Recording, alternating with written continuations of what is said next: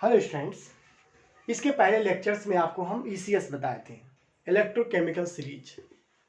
आपको हम बताए थे नेक्स्ट लेक्चर में, वीडियो लेक्चर में आपको हम एप्लीकेशन ऑफ ईसीएस बताएंगे। तो आज का लेक्चर वही है, एप्लीकेशन ऑफ ईसीएस। तो इससे पहले आप मेरे चैनल को सब्सक्राइब करें, लाइक करें, शेयर करें और बेल आइकन जरूर प्रेस करें ताकि आपका नेक्स्ट वीडियो जैसे अपलोड करें आपको नोटिफिकेशन मिल जाए। तो देखो students, application of the ECS, electrochemical series का एप्लीकेशन क्या है। तो इलेक्ट्रोकेमिकल सीरीज के बहुत सारे एप्लीकेशंस हैं। तो जनरली जो मेन है मैं उसको लिख रहा हूँ। सबसे पहला इसका एप्लीकेशन है to compare the relative oxidising and reducing power, यानी किसी मेटल या मेटल आयन का हम पता करेंगे, उसका ऑक्सीडाइजिंग और रिड्यूसिंग पावर को मैं कंपेयर करके बताऊंगा किसका ऑक्सीडाइजिंग पावर ज़्यादा होगा, किसका रिड्यूसिंग पावर ज़्यादा होगा। सो पहला एप्लीकेशन है to compare the relative oxidising and reducing power. पहला ये आपका एप्लीकेशन है। क्लियर। सेकंड का बात करें तो हम क्या करेंगे, मेटल बहुत सारे वेरियस मेटल्स हैं, उनके रिएक्टिविटी जो होगा सबका अलग अलग होगा, तो उसके एक्टिविटी को उसके रिएक्टिविटी को भी कंपेयर कर सकते हैं। So to compare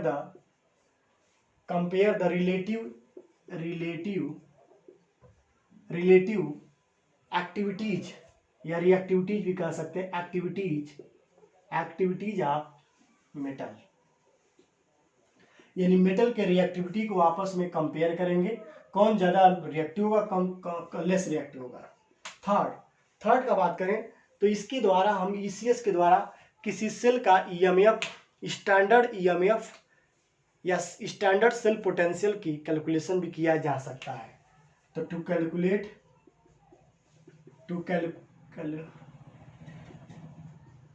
calculate the standard EMF or, E nought cell कह सकते हैं, E nought cell of a galvanic cell, of any galvanic cell, यानी किसी गैल्वेनिक सेल का हम ईएमएफ या ई नॉट सेल कैलकुलेट कर सकते हैं ईसीएस के द्वारा। और लास्ट जो है हम पता कर सकते हैं सेल की फिजिबिलिटी को, रिएक्शन को, फिजिबिलिटी को, यानी वो रिडॉक्स रिएक्शन इस फिजिबल है कि नहीं है। तो to predict the feasibility of, या स्पॉन्टेनिटी भी कह सकते हैं, spontaneity of or feasibility of a redox reaction in a cell. तो ये इसके 5 एप्लीकेशंस बहुत इंपॉर्टेंट है जो हम इससे पता कर सकते हैं। और भी इसमें है, जैसे आप पता कर सकते कौन एसिड हाइड्रोजन देगा कौन नहीं देगा, ये भी आप जनरली 10th में पढ़ेंगे, लेकिन इसको भी मैं लिख दे रहा हूँ। To predict the whether a metal reacts with the acid to gives hydrogen gas, यानी इसके द्वारा हम ये भी पता कर सकते हैं कौन सा मेटल किसी एसिड के साथ रिएक्ट करके हाइड्रोजन गैस देगा या नहीं। तो ये इसके 5 एप्लीकेशंस हैं जो आपको इसके बारे में पढ़ना भी है। तो जनरली बोर्ड में आपके क्वेश्चन, जो सीबीएसई बोर्ड में क्वेश्चन या आईसीएसई या अदर स्टेट बोर्ड में क्वेश्चन मैक्सिमम केसेस में यह पूछा है, right the definition of ECS and right the 3 application. तो आप इसमें कोई भी एप्लीकेशन लिख देंगे सही है, बट हम लोग इसको पढ़ेंगे, डिस्कस करेंगे। तो पहले आप स्क्रीनशॉट लो इसका।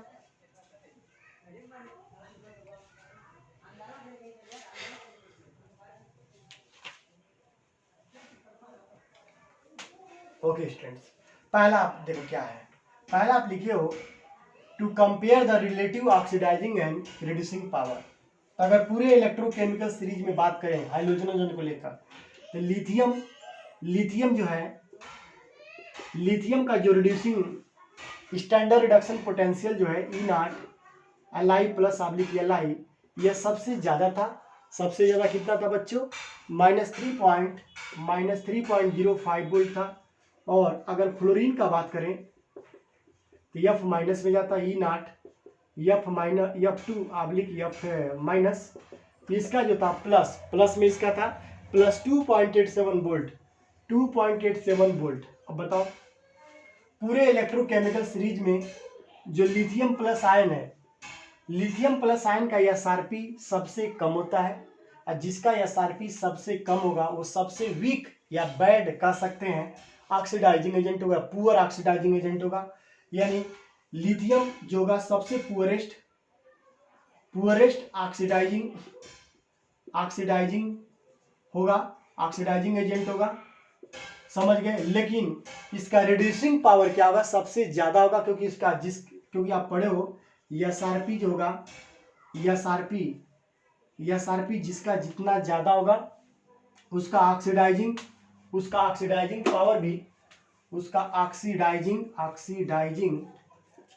पावर भी सबसे ज्यादा होगा। ऑक्सीडाइजिंग पावर भी क्या होगा? सबसे ज्यादा होगा।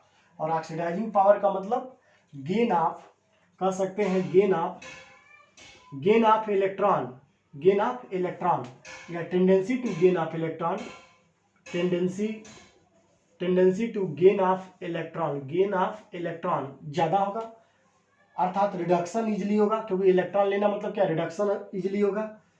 इसी का उल्टा अगर हम बात करें, अगर इसी का अपोजिट कर दें तो अपोजिट में क्या हो जाएगा? यूनिवर्सली हो जाएगा SRP universally 1 by reducing power, जिसका एसआरपी जितना ज्यादा होगा उसका रिड्यूसिंग पावर सबसे कम होगा। याद रखे रहेंगे। और रिड्यूसिंग पावर कम होने का मतलब क्या हुआ बच्चों? इलेक्ट्रॉन लेने की कैपेसिटी कम होगा, यानी 1 tendency to gain of electron, यानी इलेक्ट्रॉन लेने का टेंडेंसी सबसे कम है, तो ये भी आपका क्या होगा? सबसे कम आएगा। अगर ये ज्यादा है, अगर ये वैल्यू ज्यादा होगा तो ये वैल्यू क्या नहीं, गलत लिख दिया। आप सिंपली ये समझो, रिड्यूसिंग पावर सबसे बेस्ट होगा, मतलब बेस्ट तब होगा जब एसआरपी का वैल्यू सबसे कम हो। क्लियर? एक पॉइंट ये हो गया।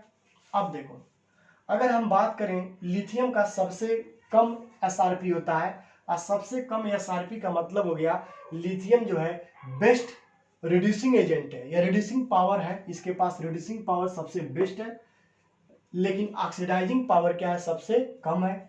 लेकिन फ्लोरीन के केस में देखा जाए तो इसका एसआरपी सबसे ज्यादा है, तो एसआरपी ज्यादा होने का मतलब उसका ऑक्सीडाइजिंग पावर सबसे बेस्ट है, यानी यह फ्लोरीन जो है ऑक्सीडाइजिंग पावर इसके पास सबसे ज्यादा है, बट रिड्यूसिंग पावर जो है सबसे कम है।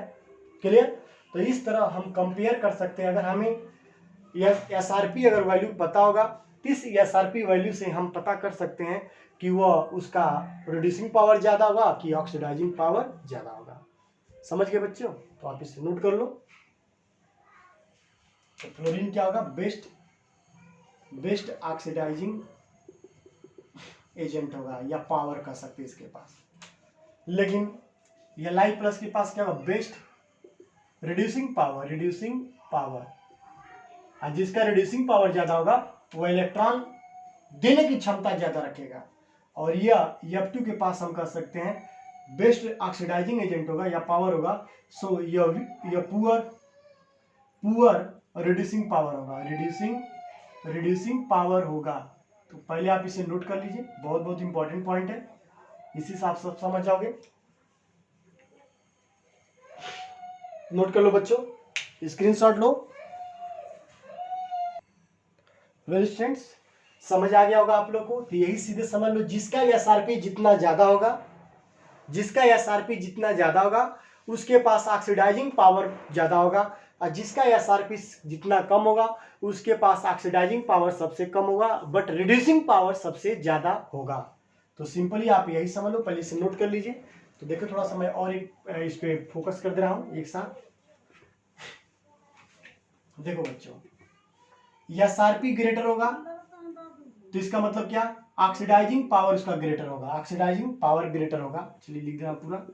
ऑक्सीडाइजिंग पावर ग्रेटर होगा, और ऑक्सीडाइजिंग पावर जब ग्रेटर होगा इसका मतलब उसका रिड्यूसिंग पावर जो होगा, रिड्यूसिंग पावर सबसे वीक होगा, पुअर होगा। ठीक है।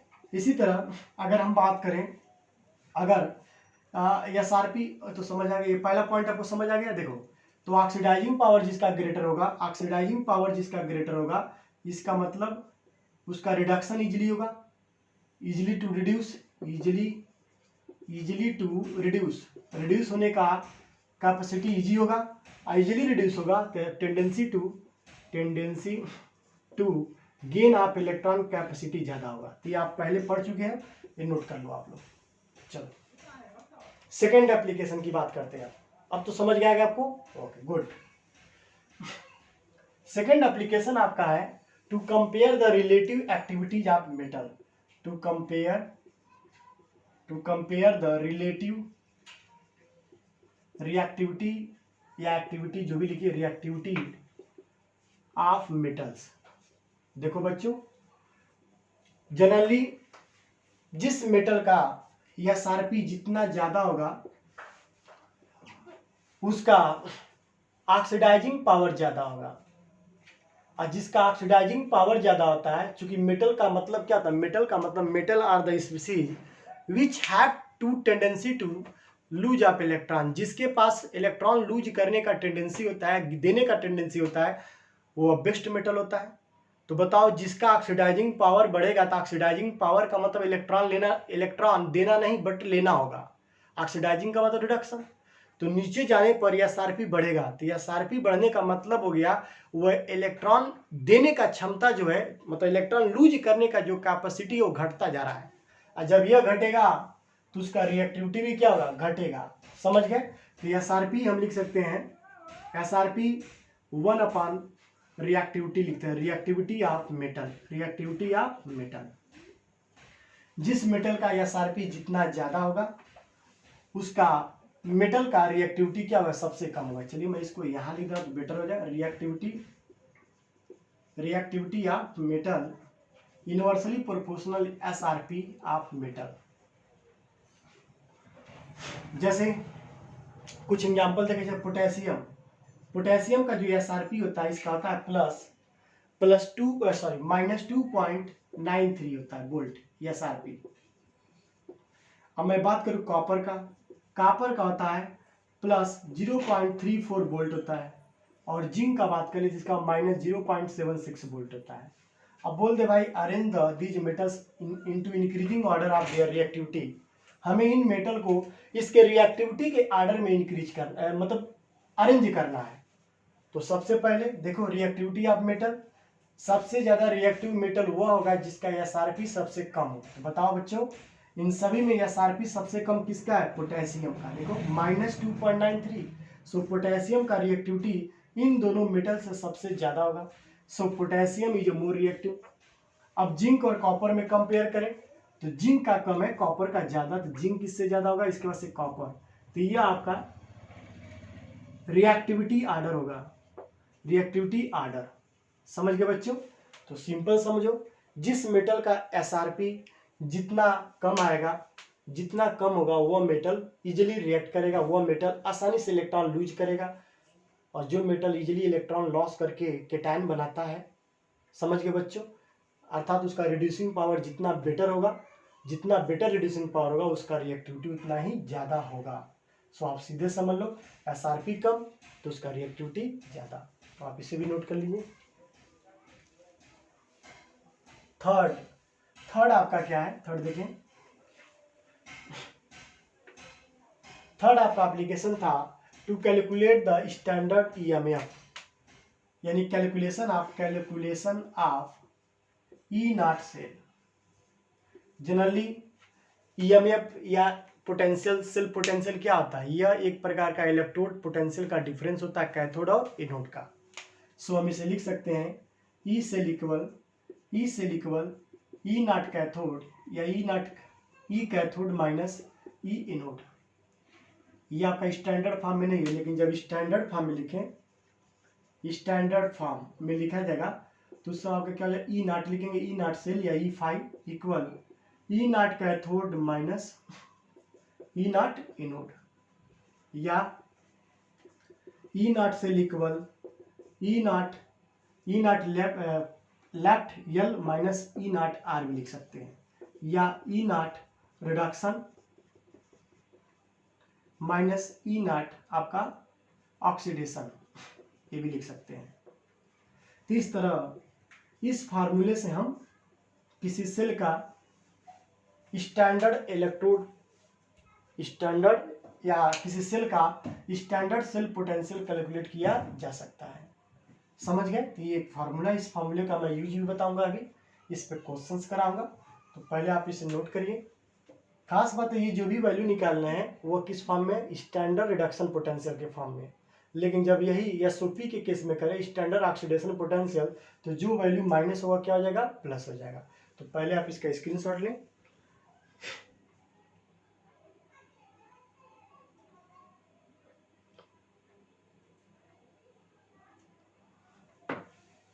लिख लिए बच्चों? ओके। लेकिन अभी आपको बोला हूं, अगर हम ई नॉट सेल अगर हम ऑक्सीडेशन पोटेंशियल में लिया जाए, क्या लिया जाए, ऑक्सीडेशन पोटेंशियल में लिया जाए, तो उस कंडीशन में आपका क्या होगा बच्चों, उस कंडीशन में देखिए तो आपका अपोजिट हो जाता है। अपोजिट का मतलब यहाँ पर आपका क्या हो जाएगा, पॉजिटिव हो जाएगा। तो चलिए इसको ऊपर नोट करें।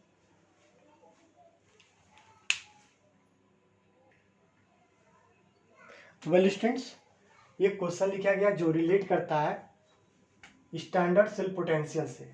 तो चलिए देखिए क्या है, calculate the standard EMF of ए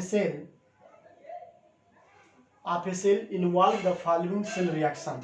यानी कोई सेल है जिसमें ये सेल रिएक्शन हो रहा है और उसका हमें स्टैंडर्ड ईएमएफ निकालना है और ये वैल्यू दिया है।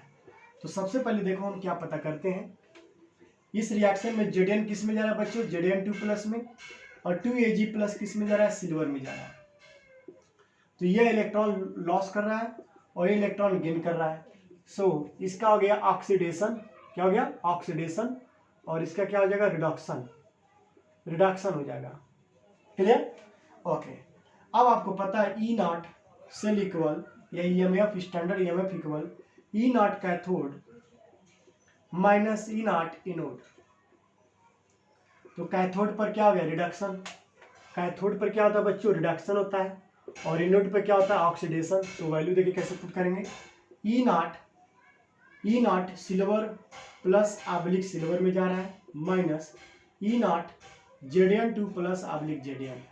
अब इस फॉर्म में क्यों लिखा गया, क्योंकि ये जो वैल्यू दिया है, ये जो वैल्यू दिया किस में दिया है बच्चों, स्टैंडर्ड रिडक्शन पोटेंशियल। देखिए Zn2 plus oblique Zn, Ag plus oblique Ag। अब इस रिएक्शन से नहीं मतलब है, हमें रिडक्शन पोटेंशियल फॉर्म में लिखना है, बट ये रिएक्शन है, यह रिएक्शन बताएगा ऑक्सीडेशन किसका हो रहा है और रिडक्शन किसका हो रहा है। तो जो ऑक्सीडेशन वाला पार्ट होगा वो आपका एनोड पर लिखेंगे वैल्यू, और जो रिडक्शन वाला पार्ट होगा वो कहाँ लिखेंगे, कैथोड पर। सो यहाँ देखिए आप क्या होगा, सो ई नॉट सेल इक्वल सिल्वर का कितना वैल्यू दिया है, प्लस 0.80 वोल्ट, माइनस जिंक का, तो माइनस माइनस क्या हो जाएगा, प्लस 0.76 वोल्ट। अब इसको ऐड कर दीजिए, ये देखिए 6 हो गया और 7 18 और 14 15 हो गया, 0.2। तो ये आपका जो आंसर आएगा, जो सेल पोटेंशियल आएगा, स्टैंडर्ड सेल पोटेंशियल जो आएगा या ईएमएफ आएगा, वो आपका प्लस 1.56 वोल्ट, प्लस 1.56 वोल्ट। तो आप इसे नोट करें। अब इस सेल को रिप्रेजेंट भी कैसे करते हैं ये भी आप समझ लो बच्चों।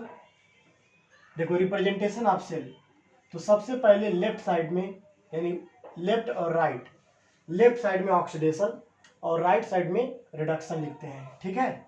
सो देखें यहाँ पर आपका ऑक्सीडेशन वाला आपका रिडक्शन जिंक का है, तो लिखेंगे Zn जो है ये किस में जा रहा है, Zn2 प्लस में।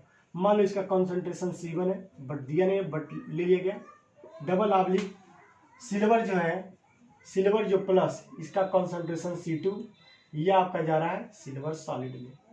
तो ये आपका इस रिएक्शन का, सेल रिएक्शन का एक रिप्रेजेंटेशन है, जिसको गैल्वेनिक सेल रिप्रेजेंटेशन भी बोलते हैं। तो आप नोट कर लो।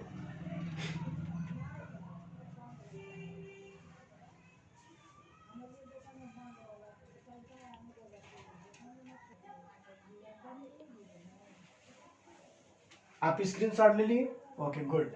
नेक्स्ट एप्लीकेशन जो है वो आपका है to predict whether a metal react with acid to give hydrogen gas और नॉट, यानी reaction with acid by metal. तो देखो भाई, जो मेटल हाइड्रोजन के ऊपर जनरली होता है, जो मेटल हाइड्रोजन के ऊपर रिएक्टिविटी सीरीज में होता है, जिसका वैल्यू निगेटिव होता है SRP, वह डाइल्यूट एसिड से हाइड्रोजन गैस को रिप्लेस करता है। जैसे मान लो हमारे पास है Fe, ऐसे मिला देगा HCl, तो ये बनाएगा FeCl2 plus hydrogen gas. Clear? ऐसे Zn है, मिला देगा डाइल्यूट HCl, तो ये बनाएगा ZnCl2 plus hydrogen gas. Clear? ऐसे बहुत सारे मेटल, मैग्नीशियम, इसको मिला दो H2SO4 तो बनाएगा MgSO4 प्लस हाइड्रोजन गैस। तो जनरली हम लिख सकते हैं generally the negative SRP metals replace hydrogen gas from dilute mineral acids। समझ गए? तो ये आपको आना चाहिए, याद रखे रहेंगे, इसको नोट कर लीजिए इसको भी।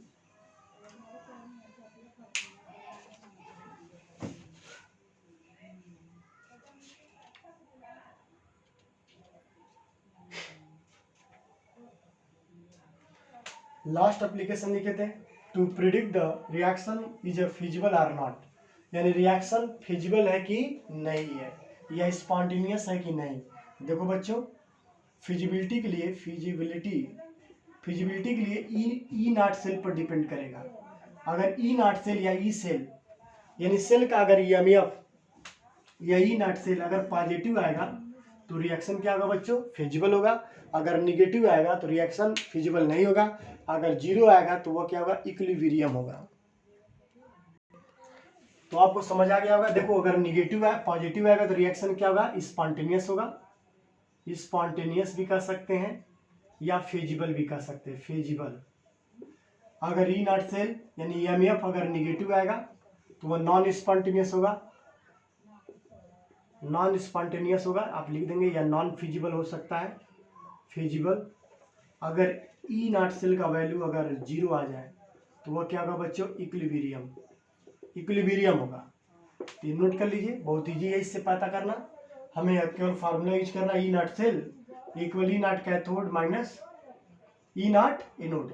इस फार्मूले से हम लोग पता करेंगे रिएक्शन की फिजिबिलिटी या स्पॉन्टेनिटी। तो आप इसे नोट कर लो।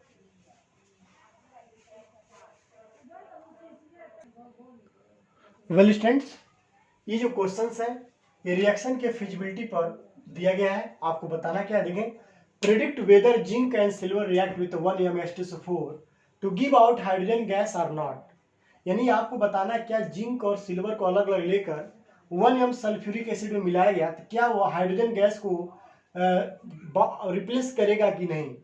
Given that the standard reduction potential of zinc and silver already given. तो देखो बच्चों कैसे सॉल्व करेंगे। तो मान लो अगर जिंक का लेक्चर आ जाए, पहला जिंक केस में, तो देखो अगर जिंक को सल्फ्यूरिक एसिड में मिलाएंगे तो बनेगा ZnSO4 प्लस हाइड्रोजन गैस। इस रिएक्शन में देखा जाए तो जिंक क्या हो रहा है? जिंक का ऑक्सीडेशन हो रहा है और यहाँ पर H प्लस जो है, क्योंकि एसिड में H प्लस होगा, यह हाइड्रोजन गैस बना रहा है। ये 2 इलेक्ट्रॉन लिया, 2 इलेक्ट्रॉन दिया। क्लियर? अब इस दोनों को जोड़ दो, इलेक्ट्रॉन कैंसिल हो गया, Zn plus 2H plus ion, Zn2 plus ion plus hydrogen gas. ये कंप्लीट सेल रिएक्शन है। अब देखें, E nought cell equal E nought cathode minus E nought anode.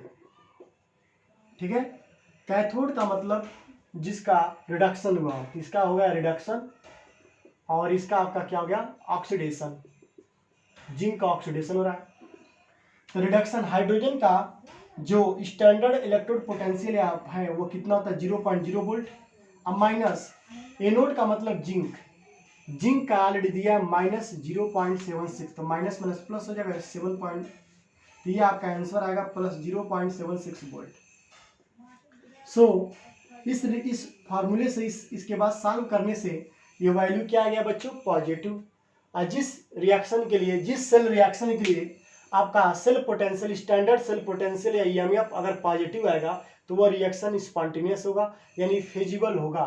सो ये रिएक्शन फिजिबल है, अर्थात जिंक जो है H2SO4 से हाइड्रोजन गैस को रिप्लेस करेगा, यानी यह रिप्लेस करेगा। अब हम बात करेंगे सिल्वर का, तो पहले आप स्क्रीनशॉट लो। ओके, अब सिल्वर का बात करें, देखो वो कैसे सॉल्व होगा। सिल्वर केसेस में, सिल्वर केस में मान लो सिल्वर H2SO4 से रिएक्शन कर रहा है और बनाया silver sulphate Ag2SO4 plus hydrogen gas. यहाँ देखो, यहाँ पर सिल्वर का आपका क्या हो रहा है, ऑक्सीडेशन हो रहा है। क्या हो रहा है बच्चों, ऑक्सीडेशन। और हाइड्रोजन प्लस का रिडक्शन हो रहा है। क्या हो रहा है, रिडक्शन। अभी H2 गया तो मान लो 2 इलेक्ट्रॉन निकाला, 2 इलेक्ट्रॉन यानी इसका ऑक्सीडेशन और इसका क्या हो गया, रिडक्शन। क्लियर। अब हम पूरा सेल लिखेंगे, E0 cell equal E0 cathode minus E0 anode. Cathode का मतलब रिडक्शन, रिडक्शन मतलब हाइड्रोजन, तो चलो 0.0 वोल्ट, माइनस एनोड का मतलब ऑक्सीडेशन, और ऑक्सीडेशन मतलब सिल्वर का कितना दे दिया बच्चों, प्लस 0.80 वोल्ट। सो इसका वैल्यू आ रहा है माइनस 0.80 वोल्ट। माइनस में आया cell potential, standard cell potential minus में आया, तो माइनस में आने का मतलब ये रिएक्शन फिजिबल नहीं है। It is not feasible, it is not feasible. और जब फिजिबल नहीं है so it can not replace hydrogen gas from sulphuric acid. बहुत इजी है, यानी सिल्वर जो है सल्फ्यूरिक एसिड से हाइड्रोजन गैस को रिप्लेस नहीं करेगा, बट जिंक करेगा। क्योंकि जिंक केस में जो सेल पोटेंशियल आ रहा था, स्टैंडर्ड सेल पोटेंशियल, वो पॉजिटिव आ रहा था, इस केस में निगेटिव। तो आपको अभी पहले बताया हूँ, जिसका cell potential, standard cell potential positive हो वो रिएक्शन फिजिबल होगा, निगेटिव हो वो नॉन फिजिबल होगा, जीरो होगा, इक्विलिब्रियम। तो please take screenshot, subscribe my channel, comments. Thank you very much students.